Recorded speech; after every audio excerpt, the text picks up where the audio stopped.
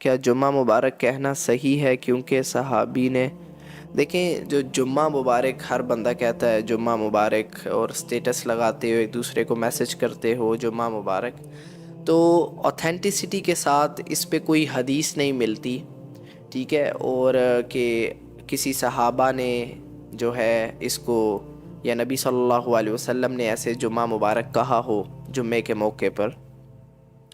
اور اس کا نقصان پتہ کیا ہوگا؟ اس کا نقصان یہ ہوگا کہ ابھی تو ہم ایزیلی کہہ دیتے ہیں جمعہ مبارک، لیکن جس طرح یہ ٹرینڈ فالو کیا جا رہا ہے، کل کو یہ ٹرینڈ اتنا فیمس ہو جائے گا کہ ہماری آنے والی نسلیں یہ سمجھیں گی کہ یہ بھی دین کا حصہ ہے، یہ بھی جو ہے profit piece be upon him کی جو ایجوکیشن ہے، جو تعلیمات ہیں، ان میں سے ایک حصہ ہے۔ تو جو کوئی بھی دین میں کوئی اضافی چیز ڈالے گا تو وہ رد ہے،